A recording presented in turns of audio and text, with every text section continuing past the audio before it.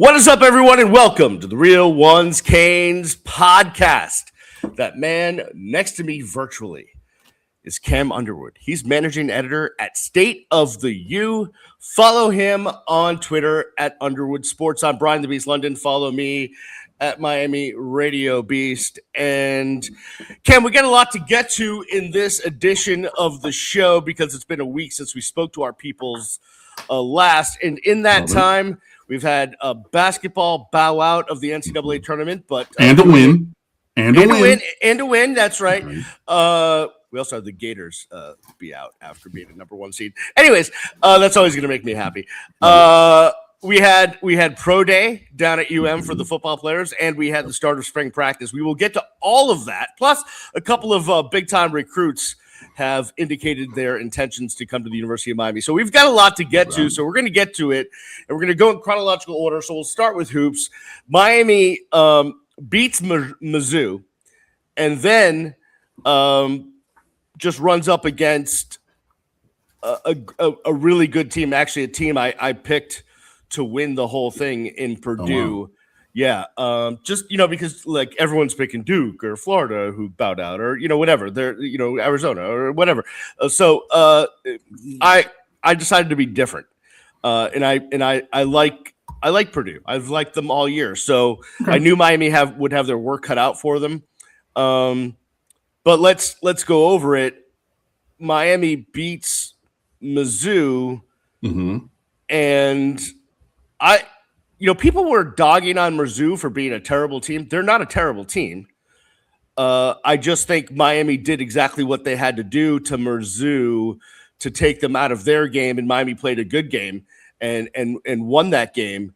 And listen, I said this. Anything that happens in the postseason for this team this year is gravy because they won 7 games last year. Right. Yeah, I mean, the tied for the largest turnaround in terms of wins year over year in NCAA history. You win one and then lose one in the ACC tournament, but you get to the semis because you had a double bye. You beat Mizzou. That game was close for longer than it should have been. They're not a good team. They're not like Mizzou. They're just not. And, to quote the legend himself, Malachi Tony, from his high school football debut as a freshman, I just looked at the Mizzou team and said, they're not good as me. You know what I mean? Like, they're just not as good as we are. They had one player, and we had him on clamps, 25, the lefty, 6'9", small forward kid. And they just had a couple guys making some, random stuff, and then we just kept missing free throws and, kept letting them hang around. And, that game, I mean, I know that it was a rock fight in the first half, and it was ugly, ugly, ugly basketball to watch. Oh, my God. The first half of the first half was some of the worst. Just I couldn't. I was like, what are we watching? Some of the worst ball that you'll see. Yeah. But we should have been up a dub by then. And then we go up into the half, up 6 or 8 or whatever. And I'm like, this game should not be close because they're not good. And I love the fact that at least in the end, we were able to separate on the scoreboard. Trey Donaldson woke up from his basketball coma. Malik Renew has had these terrible first halves, and then Jay Lucas, I guess, yells at him at halftime, and then he comes out and plays like himself. But you get both of those guys actually playing like themselves in the second half, and that lets Miami play like itself holistically, and then you see the difference.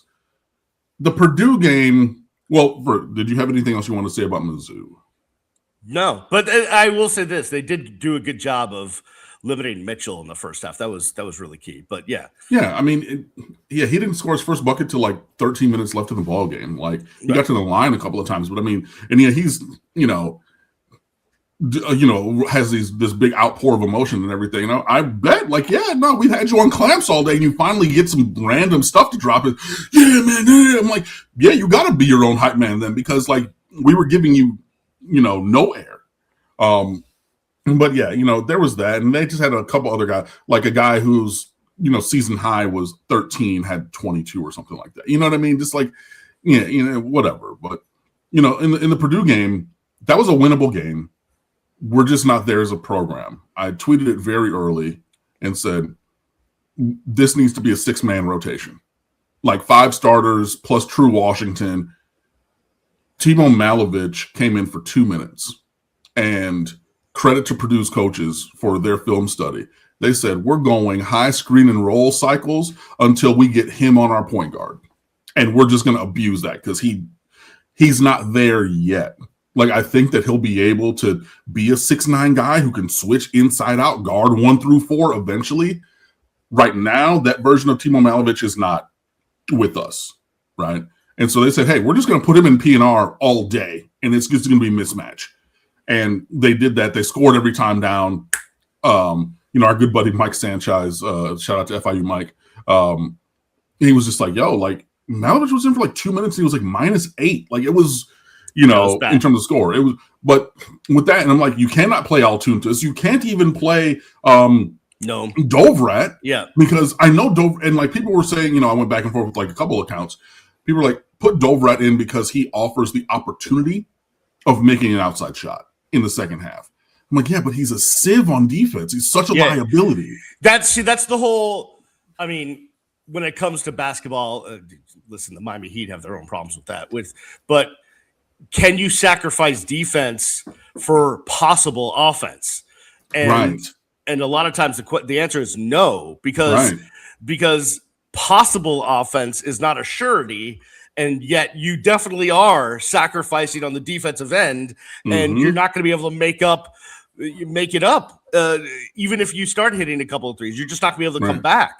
Right. You can't, like, runs happen with stops and scores. You cannot keep trading punches when you're down 6, down 8, down 10, right? Which is what it was in the second half. And Purdue clearly showed you, go and put one of these other non-top 6 dudes in the game. At them, like, run it. It's a very NBA mentality of isolate the problem or attack the issue. You know what I mean? Or go with the hot hand. And for Purdue, it wasn't even listed to go with the hot hand. It's, we're going to run the play to put this guy in the action on defense, isolated, because we don't think he can guard, and he couldn't at that level right now. I think Malovich has potential. I know that he has size. He can hit, given a year or two, I think he'd be a very, very, very good player. He's just at the raw beginning stage of that development. It was interesting that like both teams made all of their free throws until like halfway through the second half, including Miami, who went to the line a lot. It was interesting to see the referees kind of change up at halftime because they called 6 total fouls in the first half of the Purdue game, and then called it tighter. But I will give them credit. They called it both ways. So at least the change affected everybody. Another game where it's, Donaldson made a couple more shots. Renew struggled in the first half. Their power forward was just flipping up random bullshit, and it was going in, which was frustrating. But because you expect a guy like Fletcher Lawyer, who's been there since 5 ever, the 2 guard, who's from Indiana and a knockdown shooter, you give him an inch, he's gonna hit everything. I expect that.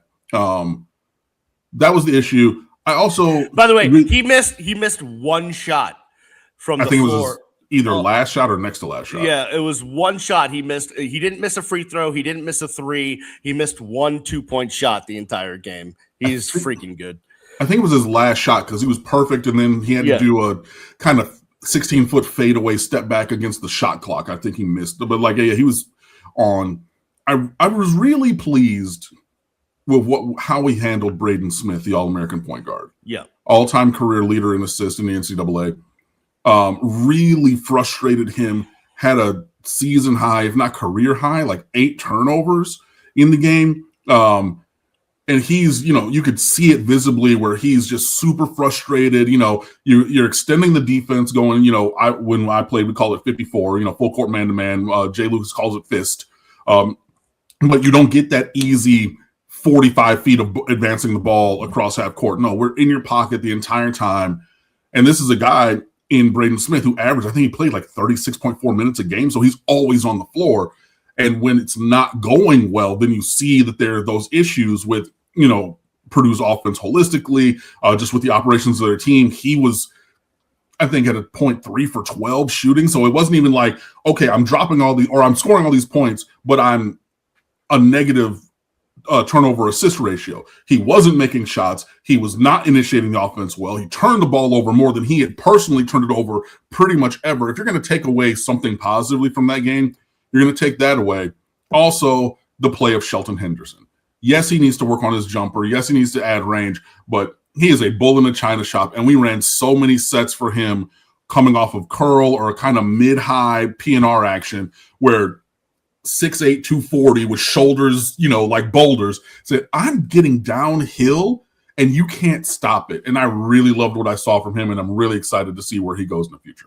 So the Miami Hurricanes, like you said, I mean, the turnaround from last year was amazing. To finish the season at 26-9 after winning 7 games last year is just remarkable. Jay Lucas, just an outstanding job. A lot of buzz because jobs are starting to open up. Hubert Davis is not going to return to North Carolina. People are talking about it, but Jay Lucas, after the game, in what was one of the more sentimental, heartfelt team messages I've seen, you could audibly hear people crying in the locker room after the game. He says it's just the beginning. It was amazing to watch. So I'm going to let the fans see it if they haven't. This is Jay Lucas after the game talking to the team after they lost to Purdue in the round of 32. I just want to thank y'all. From the bottom of my heart.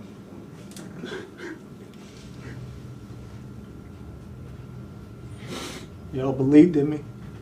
Y'all took care of me. I'm forever in debt to everybody in this room. Everybody. Nothing but love. Always. Always. Always. I'll remember y'all forever. These moments are hard. Getting to the tournament, winning in the tournament. It's tough. It's tough. But I just want to make sure I say that to y'all. Anything y'all ever need from me, I'm here for you. Don't matter. Whatever. I'm forever in debt to each one of y'all. Everybody in here. All right. Person who never coached. Y'all came. Y'all trusted in me. To the seniors. Another thank you for setting the foundation. All right. Setting the foundation of what it's going to be and where we'll be moving forward. This is the beginning. Y'all put us in position to be one of the best programs moving forward in the ACC. All right, in the ACC, each one of y'all grew so much and got so much out of it. All right, I appreciate y'all. The one thing I want y'all to always remember is the brotherhood. Tight, these moments you'll remember forever. All right, so don't take it for granted. All right, it's sad, but it's not sad. It's sad because it's over, but the shit we did this year, man, from being picked 14th to finishing 3rd to winning the game, round of 32. We won't get a banner, but this shit a banner in my mind. All right, this shit a banner in my mind. So again, I love y'all. I appreciate y'all. All right, and it's just the beginning. But I'll never forget y'all. Y'all my favorite team for the moment because y'all my only team, all right? Here we go. Let's bring it in.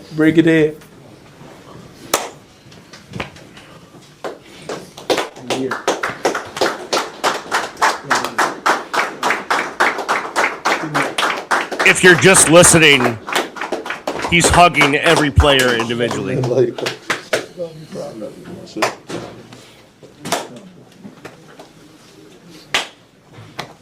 Keith.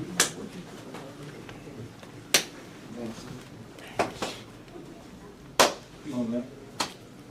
Hey, good job. Great year. Be proud of yourself. Nothing ain't your head about. Family on 3. 1, 2, 3. Family. There you go. Jay Lucas addressing the players, the coaches, the staff after the game, man. That was one takeaway I definitely had from that is that he's relatable. Mm-hmm. He's human. He's not a robot coach, right? He's not one of these dudes that's a yeller and a screamer and, a D-bag. I mean, you can still coach hard and things like Well, that. yeah, but like, care for your players, you know. Yeah, but he's not homeboy from UCLA. Like he's not. Oh, McCronin. Yeah. He's not like that's not him, right? Like he's trying to and you can tell that the journey they were on together in this first year of the Jay Lucas era was a journey. And I have a ton of respect, and I just hope he stays here. Yeah, I agree with all those sentiments from that video, and then also the statements made by Trey Donaldson and Malik Renew after the game. It is very clear that Jay Lucas cares. And I believe that you do have, I mean, he cares about the university, about the program, and he cares about each and every individual player. And when you heard both Malik Renew and Trey Donaldson in so many words say, you know, I didn't feel that anybody believed in me. I didn't feel that I had a home in the places that I used to play, at Indiana, at Michigan, at, you know, and I know that Trey Donaldson was in a couple places, you know what I mean? But like where I thought that my road in basketball had ended because there was no one there who cared for or about and supported me until Jay Lucas called me and said, come to Miami, be a part of this, help lead us as we turn this thing around. And that matters. So you have, and you can go look up both of those gentlemen. They, you know, said it way more eloquently in their own individual view, Malik Renew and Trey Donaldson. But them saying that and then seeing and hearing how Jay Lucas ended the season with that speech to the team, it's a very different iteration of caring, I think, than we see from Mario Cristobal. But I love the fact that he cares. And I think that's something that for alums and fans of, you know, alums of the school and fans of the sports that we've seen or felt lacking from coaches and people associated with the University of Miami for so long. Think about, I know that Al Golden sprinted onto the field to comfort Malcolm Lewis when he did his ankle against Georgia Tech right in the game, right? But beyond that, you're like, does he care? Is he connected? Is he plugged in? Like, does he care about this like we do, you know? And to see that, and not just hear it from Jay, but hear it from the players as well, it really speaks to that. And to me, I love that because this matters. And I love someone who cares about it and thinks that it matters also. So shout out to him, shout out to them, and thanks for a great season. Yeah, no doubt. I second those sentiments. So you got, you know, listen, you got a bunch of guys leaving, but you got Shelton Henderson coming back. Hopefully Jay Lucas is back. You got a 5-star commit already in the bag. So hopefully they can just build on this, and this truly is just the beginning for Miami Hurricanes basketball. Cam, we're going to take a break. We got to get to football. Pro Day was on Monday. We're recording this on Wednesday. We will get to that and more. Somebody looks like they might be flying up the charts as it relates to the NFL draft. We'll tell you about that and more on the other side. You're listening, watching the Real Ones Canes podcast.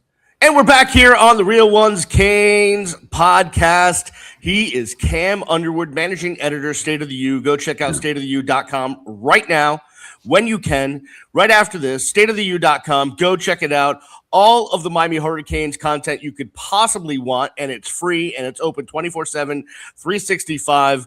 No paywalls, none of that jazz. Just jump on there and get the great Canes content. Go check it out. StateOfTheU.com. You can follow Cam on X at or Twitter, I should say, at Underwood Sports. I am Brian the Beast London. Follow me at Miami Radio Beast. Cam, Pro Day happened on Monday, and a lot of good things from these guys, right? A lot of good things from these guys going to the NFL draft. We saw Ruben Bain and Akeem Mesidor do what we knew they were going to do. We saw Carson Beck throwing dimes. We saw Carter Davis hitting long field goals, but we definitely saw Keontae Scott blow away all of the 100-plus personnel that were there. Did you see it, or did you blink and miss it? Because I blinked and missed it. Oh, man, yeah, that was... I had to put it in slow-mo. I had to put it in slow-mo just so I could catch it. I mean, he was still moving. In case people don't know what I'm talking about, Keontae Smith ran unofficial 4.25, 4.28. Officially, it came in at 4.31 and 4.34, I do believe. I thought it was 4.33. Regardless, really fast. Oh, okay. Yeah.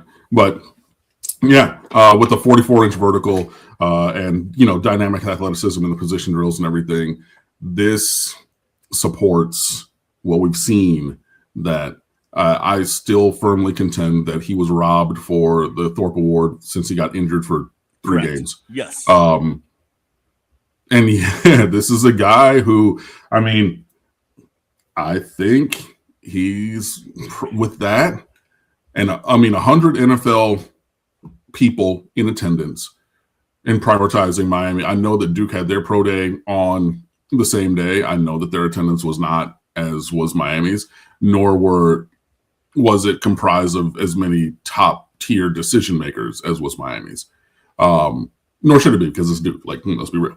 But Keontae Scott, I think, is firmly in the second round at this point. Like, firmly second round and could sneak into the first. I just think he's a little small. Well, you know what? For the first. But I think that he's firmly top 50 picks now, which is what, 18 and 17 picks into the second round. Yeah, I think he's firmly in there. Although I went deep dive on reading stuff about Combine and Pro Day, whatever, and some people said coming out of Indy that they liked his measurables. And vertical being one of those things that listen, they could definitely see him playing nickel, but maybe playing outside of the next level. And listen, we don't know how the draft's going to go. Like, I went through 10 mock drafts this morning, and none of them were the same. And they had Bain dropping in one of them, Maui Noah dropping in another. Like people have no idea what they're doing. But I would say yes. If anything, regardless, Keontae Scott definitely improved his draft stock on the field, and from what I heard, improved it off the field as well with his meetings and interviews and how he conducted himself. So it was a good day for him. Listen, we know that CeCe and Ruben and Akeem are going to go in the first round. Like, that's happening. And then the next 2 guys off the board probably are Markel and Keontae. And then I think Carson Beck really helped himself to be maybe a second day guy. He's the 3rd quarterback, I think. He's in the top 5. He's in the top 5 quarterbacks. It depends on who you talk to, man. I saw Field Yates, I think it was, or maybe one of the other ESPN people who's listed, basically said Carson is one of the most polarizing prospects in this class. So I think that there are people who have him 3rd or as high as 2nd rated quarterback in this class, and I think that maybe at the back end or outside of the top 10. I just think that there's a variance to. I don't think that there is a consensus on he's up top or anywhere. I was going to say, ball better than I do and have a much more keen eye as to some of the intricacies of the game that I don't necessarily see. So if you take yourself out of the orange and green shirt that you're wearing, although please keep it on, which is what are the pros and cons of a Carson Beck if you're an NFL scout GM? Pro is experience, because he started for 4 years. 50 something games across the 3 years that he started, with experience in previous years. Counting numbers, success. So, he definitely has performed at high levels against great competition at Georgia and at Miami. He is a very smart player, and that matters because, you need to be able to see what teams are doing. His accuracy is his greatest athletic trait.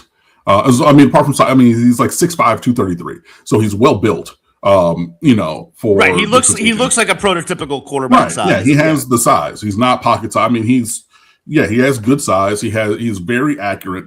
He's average athletically, but he can navigate the pocket and move enough that it's not a detriment to him, really. And he works very well with, within the scheme of the offense and just the operations of the offense, whether that, getting teams into the right plays, which we heard him, be praised for at Georgia and Miami, working with the offensive line to set protections and things to give him the time to deliver the ball. Negatives are the cons. If we're doing pros and cons. Average arm, deep ball hangs at times. He doesn't have the strongest arm to drive it deep, and we saw that here. Right. You know, so like he's better intermediate and short range. I mean, he's very good, so those would be pros. But the deep ball can be lacking, and it can hang at times. He can get into a feast or famine kind of a mode where we see like groups of turnovers. A thing where, you know, in the big moments, sometimes he can struggle. And I mean, I don't want to put all the blame on him, but the last offensive play of every loss this season for Miami was a Carson Beck interception. And then you're going to look back into some other games in his past, and he's going to, you know, he can rack up turnovers quickly and in bunches. So there's that. Again, if it's average, it can be both a pro and a con. Average athleticism. So, you know, if you're saying, okay, there's that. But also, like, listen, no one's going to like say that Carson Beck is, you know, I'm trying to think of, you know, Lamar or, you know, whatever. Right. Like, I get that, but he's got enough maneuverability in the pocket to avoid the rush, you know, take a step, make a throw. We saw him obviously take off and run against Ole Miss in one of the best plays I've ever seen. My favorite play of the year. Yeah, so like enough, like he's, you know, not walking around with cement blocks.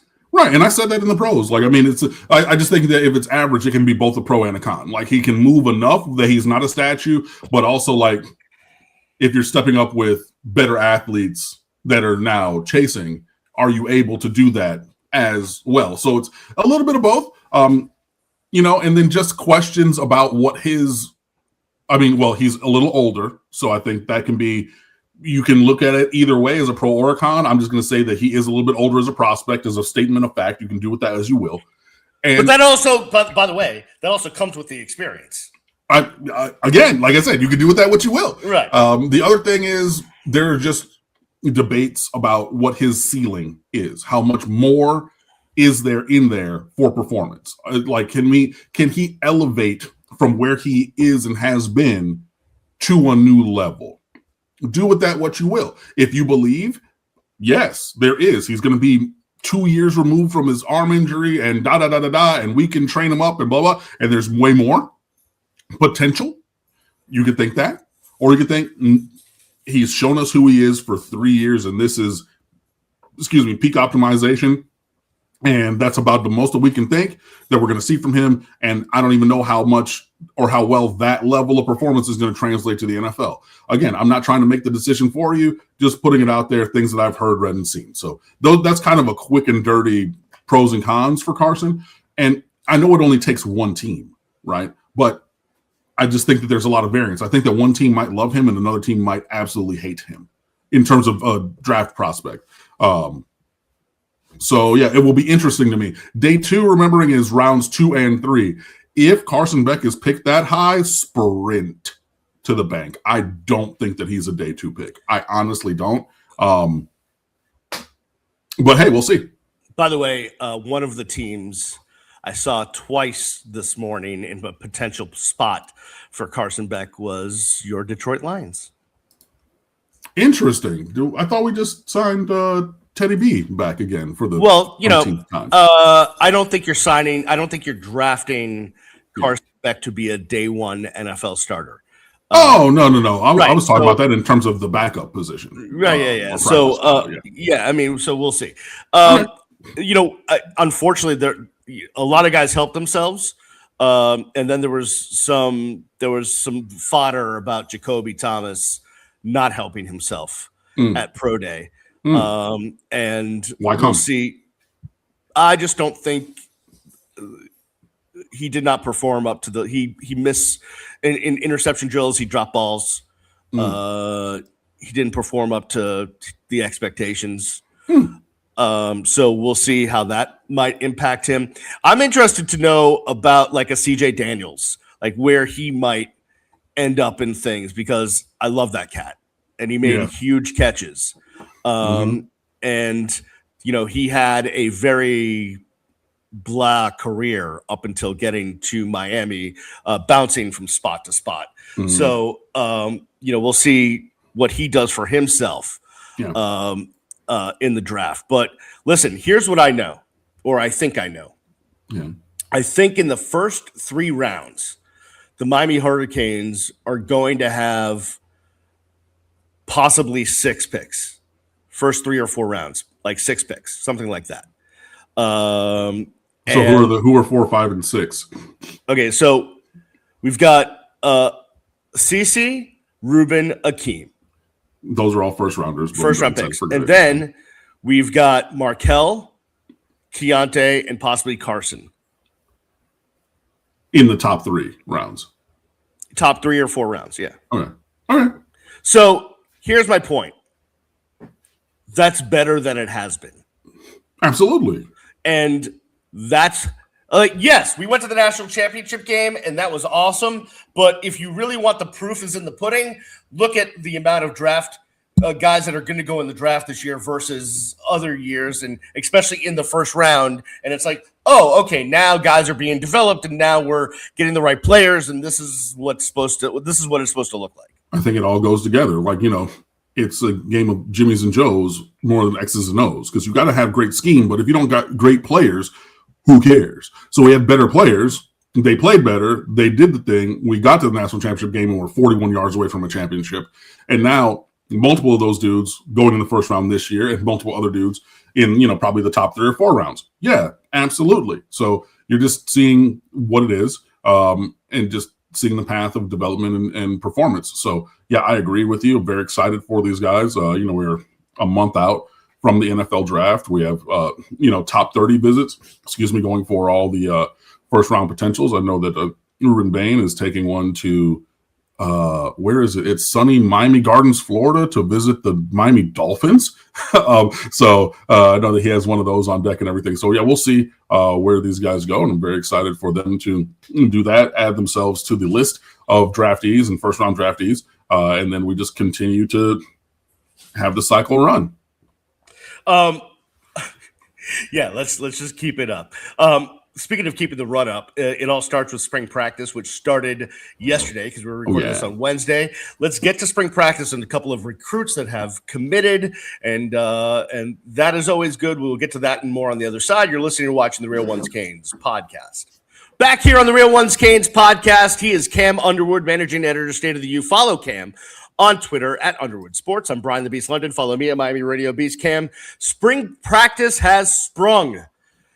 The boys, they got out there, starting a little bit later this year, but then again, they were involved in football for like 25 weeks last year, according to Mario Cristobal. The season went late when you go to the national championship game these years. So good problem. These days, it's a good problem to have. So they started late, and but they got in it, and obviously the big things that we're thinking about is who's going to play what on the offensive line. How does Darian Mensah, the new quarterback, look? We got new players on defense. Damon Wilson comes in from Mizzou. He's going to play on the defensive line. Who's going to replace Bain and Mesidor, if that's even possible? We got all sorts of questions. Maybe the best wide receiver room in the country. All the running backs are back. A lot of stuff to focus on. What was your takeaway from the beginning of spring practice, and what's your outlook here? Takeaway is, I've always been focused on the health of the team through the spring, because you cannot win a championship, but you can have your season greatly negatively affected by injury at this time of year. Ahmad Moten is going to miss most of spring, if not all of spring. He had that really bad ankle injury that he played through in the playoffs. So shout out to him for just his pain tolerance. But yeah, if you're able to give him the time off of reps, do that. So there's that. Interested to see how the offensive line goes. Matthew McCoy apparently is moving, or potentially looking at a move to right tackle. For this season. That's where he was working in the first day of spring, which then, I know everybody was saying, well, we're just going to put Jackson Cantwell there. And I was like, hey, you can play on the left side, guys. I'm not sure that he's just going to be a right tackle only, or on the right side only. I think the tackle is tackle. I know that it is, the flipped biomechanics of, whatever, but tackle is tackle, and they matter because it's the edge. But I didn't just think that, okay, we'll put him over there only is the way to go. So interested to see how that all works out with all of the players that could go there. Darian Mensah already dropping dimes. We have, the one from practice where he hit new transfer Cam Vaughn. Just talking about guys and players named Cam, man. Just really great dudes. And they perform well always. Hint, hint. But Darian Mensah dropping a dime to Cam Vaughn. Great tight coverage from Xavier Lucas, but like a perfect throw and a perfect catch. Beat that. So interested to see there. And just how all of the newcomers, including freshmen, fare. Zachariah Poyser said that my guy, Done It All Dunnigan, JJ Dunnigan, the true freshman, might be the fastest player on the team. And he's so incredibly dynamic that they're not going to be able to keep him off the field. That, other than Jackson Cantwell, I've been saying, Done It All Dunnigan is my guy in this class. That's my dude. I am so excited just to hear off of day one, like, yo, man, hey, this kid is that guy. Hearing the players say that just reinforces what my eyes have seen. So very excited for that. And yeah, just and tons and tons and tons and tons of number changes. So your favorite player may have a new number from last year. So you're going to have to get ready for that. Adam Lichtenstein tweeted all of them out, or most of them. He had one typo in where he said Ashari Charles, the defensive end from Venice, is wearing number 12, which is Lightfoot's number. Ashari Charles is wearing 13. But so a lot of dudes did change numbers, and I'm okay with that. But we're going to move on. All I need to care about right now for numbers is that I know number 1 is Malachi Toney, and thank goodness I didn't buy the number 10 shirt, because now I'm going to have to get the number 1 shirt. Porque no los dos. If the NIL money is going to support your favorite player, it's going to be a collector's item now. Yeah, but there's no more Malachi Toney 10s. It's limited stock, baby. I only have a certain amount of shekels to spend, so and those things aren't cheap. Here's the thing with spring practice is I love it and I hate it, because I love it because it's football, it's Arcanes, and they're really, if I can get down there this spring, and I definitely will be there for the spring game, which I think is April 18th at Cobb Stadium. I definitely want to see Darian Mensah in person. I want to see Jackson Cantwell in person. There's guys I want to see in person, and that's great. But the other thing is, we're going to get reports every day, and the Green Tree studs that happen every year during the spring, and then who knows what happens. The perfect one is Elijah Lofton last spring. When I saw him in person, I was like, oh my God, this guy is, he's a different, this is something ridiculous. And then didn't see much of him during the year. So I just everyone just needs to take everything with a grain of salt, be a little bit restrained. It's spring practice, right? It's spring. We're talking about spring practice. We're talking about practice, not the game. We're not even talking about fall practice. We're talking about spring practice. Yeah. No, true. And you get spring superstars remember the name Owen Ruskovich? And I know he's on the roster, number 44 tight end. He was the other guy last year. Yeah, last year. There was a random Al Golden era wide receiver, number 88 or 89 or something, who flashed in the spring game, was yo, who is this? These things happen. Take everything with a grain of salt. I remember being at a stadium in Hialeah where they held the spring game one year, and Brian Monroe, the punter, played wide receiver because we were so short. And he looked okay, and I'm like, you know what? Okay, I can see it. I can see Brian Monroe getting some run as a 4th or 5th wide receiver. That didn't happen in the fall. And I love Brian. I worked with Brian for a long time on the radio, so I love him. But that stuff can happen in the spring, and you're just okay, just take it with a grain of salt. We did hear that Ahmad Moten would not be out there I think he's recovering from was an ankle injury, something like that. Yep. So he won't be out there. There might be other guys out there. I will say this. I was listening to all of the stuff that came out of the first day of spring practice, and one of your guys kept getting mentioned as, hey, you got to watch this guy. You got to watch this guy. He's on the defensive line. And I'm wondering if you picked up on it or are going to think of the same name that I am as a guy to watch out for on the defensive line, who you've talked about, and I know he's one of your guys. Oh, Hayden Lowe. Yes. Damn, you're good. Yeah. Look at that smile. Yeah. Look at Cam's smile. Yeah. Look, I mean, this is a top 5 overall recruit from last year who missed the season after he tore his knee up, but then rehabbed that, worked on his body, he's in all those meetings.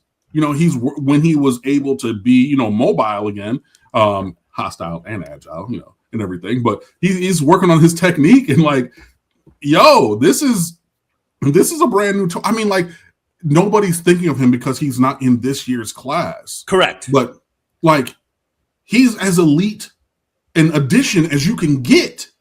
You know what I mean? And he didn't punk out. He didn't get homesick. He didn't say, you know what? I sustained this major injury. I'm going to move back to LA. I'm going to transfer to USC. It's closer to home. I'm going to, take the first opportunity to go somewhere else. Nah, he stayed. And I know he's off the radar. Turn your radar range wider. I'm trying to tell you guys, yes, he's one of those dudes. I'm saying. Let me ask you this question. Do you have a comp for Hayden Lowe? The comp that everybody made for him coming out of high school was someone who went to his high school previously, who's Kayvon Thibodeau, who went to Oregon and played for Mario Cristobal and was a top 5 pick in the NFL draft. Now I think that Hayden Lowe I think he's a little bit bulkier in his frame than Kayvon Thibodeau was, but the high school coach at Oaks Christian said it, the other coaches in the area, other players, talent evaluators, it's right there. You know what I mean? If we're saying that Elijah Lofton is Brevin Jordan 2.0, Hayden Lowe, Kayvon Thibodeau 2.0, it's right there with the same kinds of things. Can we not include Elijah Lofton in my point was I know what your point is. You're just triggering me. You are triggering me. I think that you just want to be triggered, but Hayden Lowe, if he were in this class and I had just written the recruiting notebook and everybody was reading, oh my God. Recruiting notebooks live forever on the website. Go check it out, StateOfTheU.com or recruiting notebook Hayden Lowe. I guarantee you, if you Google it, it'll come up. Brother, sister, as you listen to this, elite prospect. I will go put it in the description. I'll try to Google that and put it in the description, or you could be nice and just send it to me. One of the above. Anyways, here's another thing. Everyone in Mario went out of his way to praise Chase Smith. Guy came off of a terrible injury and is back. And when we did our last show, we talked about positions and things, and I talked about linebackers other than Mo Toure, and Chase Smith definitely is a factor in that mix, and I would love to see that guy blossom. Mm-hmm. Yeah, he's one of the guys that I mentioned, and I think that he's definitely – he was a rotational player. Depending on the game, the snap count varied for him, but he was in the rotation at linebacker. I'm very confident saying that he will be again this year, if not starting next to Mo Toure. But you have Kellen Wiley Jr., you have other dudes in that room as well. I think that there's plenty of raw talent for Corey Heatherman to work with at that position to develop and deploy. So very excited for that and very happy for Chase Smith. A Miami legacy. His dad played here. He's here for a 5th year, or 6th year. Who even knows? But he's missed a lot of time with some injuries, but come back. He's a very athletic specimen. It's a different kind of output, but remember how earlier in the show I was talking about Jay Lucas and Trey Donaldson and Malik Renew, the way that they care about the University of Miami. I think that his presence and performance also belies that point for Chase Smith. I'm very excited for him. Yeah, no doubt about it. Thank you for sending me the link. I appreciate that. That will be in the description. All right, listen, we've got a lot to get to for spring practice, and we'll do that over the next coming days and weeks. But there's also recruiting that never stops at the University of Miami. Never stops. And Miami got 2 verbal commitments already based off the visitors, and they have a lot more visitors coming into town this weekend, and there will be guys. And Mario Cristobal said this at his at his first press availability after the first spring practice, which is we want our recruits to come and watch us practice full because they need to decide whether this is for them or not. We go hard. We don't do anything but go hard. We're different than other programs. That's why the NFL loves the way we do things because we do it next level. And if you're a recruit and you come to practice and think it's too much for you, well, that's fine. Go somewhere else. But you need to see how we practice. And so these guys committed after watching practice and liking what they're seeing. So what do we got? Who said they're coming to the U? Yeah, there's always visitors for practices. So, get used to that. And we've seen that for umpteen years. So, yeah, the first is a guy that mentioned previously, Josh Johnson from Key West, a 6'5", 275-pound defensive tackle. Miami views him as one of the premier players of the position in the country. It is just advantageous that he lives in Key West. At present, he's rated as a 3-star. I guarantee you that will go up. This is a physical, violent player in, a good way. He plays both ways because when you got guys who are 6'5", 270, you're going to play them on both lines. So I know that, there are probably some teams that want him on offensive line. No. He's a defensive lineman for sure. He's a state qualifier in the shot put as a 10th grader. So this is another guy who has multi-sport athleticism from track, so that power base kind of a thing that we talked about with Jackson Cantwell and others like Ben Congdon, who's, track and field and also wrestling. This is a premium target who's been at the top of the board for a good long time, Josh Johnson from Key West. So he was the first one. And Miami was far and away the leaders for him. And I know that, the articles were written about, he's considering these other, programs and things like that. But it was basically going to be Miami or bust for Josh Johnson. And he even said as much. He's like, there are other teams who have sent me a letter or a scholarship offer, or informal offer because official offers can't go out till later. But Miami, they've been on me like white on rice. They've been very, effusive with their praise and with their communication, very consistent. Like, hey, what's up? Hey, what's up? Hey, what's up? We want you here.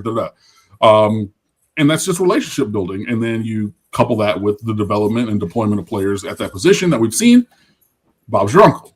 So that's your first commit of the recent time, which was actually yesterday, that he actually committed. Sorry, I've heard of him and been talking about him in circles for so long that I thought he was committed for longer than that. But that was yesterday early. And then in the morning, late morning, in the afternoon, evening, second commit, Sherrod Gordine from MacArthur. I think that he's cousins with Terrence Gordine, who went to Miramar, who's a wide receiver who went to West Virginia when I worked there years ago. That last name is unique, Gourdine. So I believe that there's that. And MacArthur and Miramar used to share a campus when Miramar was started. Long story short, you don't need to know all that history, but same area, same unique last name, probably fam. But yeah, he is an athlete, but he plays defensive back. He started at Western High School and then transferred to MacArthur, and he's made his home at MacArthur. Had a big game against St. Thomas in the playoffs, had a kickoff return against Martin County, a pick six against Everglades. He had 15 PBUs and 4 interceptions as a sophomore with other statistics with that. This is a kid who is, he has good size for the position at, 5'11", 177, 5'10", 5'11". So, but he's another dynamic local athlete that Miami has evaluated and said, yeah, we want you in the boat on the team. And he has thusly committed. So that was the second commitment yesterday. Another guy who has been spoken of leaning towards picking Miami for a good long time I forget his name now, but there's a defensive back from North Miami Beach who is screaming up the charts. Also, but Miami was the first to offer and evaluate him. So like Miami probably leads for that player as well. And there's going to be lots of other guys who commit to this class and, you know, some who were committed elsewhere who flip into this class. This is really, I think, where we're going to see Miami and Mario Cristobal flex their recruiting muscle strongly in this class. An 8th rated class last year, it was very good. And I think that there's very good and elite talent up and down. I really believe that after consecutive 10-win seasons, appearance in the national championship where you're 41 yards away from a title, I really think you put all of that momentum together and you're really going to see recruiting hit a new level this year. So my expectation is top 5. I'm probably targeting 3. Sorry, I'm done. Yes, Brian. No, I was going to say, just to bring it all around, the pro day and the guys going to the draft, that tends to impact recruiting. Yeah, recruiting is where it starts, and then you develop and deploy them, and then you get them drafted, and then, oh, hey, wait, there's a new crop every single year. Because if you remember at this time last year, we were in the aftermath of Cam Ward's legendary pro day. Right? And then next year, it's going to be Darian Mensa's pro day, you know, as the headliner. So we had Cam Ward last year. Then we had the trio. Well, I think it'll be Mark Fletcher's pro day. Well, yeah, what I was going to say, yeah, you had the Cam Ward last year because it was the Cam Ward show because he's number 1 overall pick. Then you got a trio of first-round picks this year in Maui Noah Bain and Mesdor, likely. I mean, I've seen all 3 of them dudes being top pick in the top 15. That'll work. And then next year it's going to be, you know, the Mark Fletcher, Darian Mensa pro day. Cool. And then, you know, da-da-da. So, yeah, it all goes together. But the journey towards that starts with, you know, the recruiting and the committing and whatnot. But, yeah, as you were, you know, giving me the plane direction arms and everything, what my final thought was, you're really going to see Miami flex their recruiting muscles this year. My expectation is top 5. Personally, I'm targeting top 3. It is not out of the realm of possibilities that Miami ends up with the number 1 overall class in this cycle. And I don't know, and you know, we can debate whose ratings and whose rankings and da-da-da-da-da, but like as we sit here in March, Miami top 5 class, book it. You want more info like that, go check out all of Cam and his staff's work at StateOfTheU.com. It's just thorough. It's awesome. All the info, all the information, all the news, all the opinion, all the analysis that you want. StateOfTheU.com. Go check it out. It's free. It's open 24/7, 365. Go check it out and help Cam and his staff spread the word of the Miami Hurricanes. Also, please help us by subscribing and liking and commenting and sharing and doing all that. Wherever you're getting this, please do that. If you're listening, we appreciate you. If you're watching, we appreciate you. All of that means a lot to us. Cam, we've got a ways to go here before there's any kind of off season, which there really isn't, but we will keep the people up to date and in the know as it relates to the Miami Hurricanes. And I appreciate you, my friend. I appreciate you also. We will do our best, and I will catch you all the next time. Thanks so much. Yes. I will catch you on the flip side, as the kids say, or did like 30 years ago. Yeah. Those kids got kids now, but yeah. Anyway. We'll see you. Have a good one. You've been listening and watching the Real Ones Canes podcast. Peace.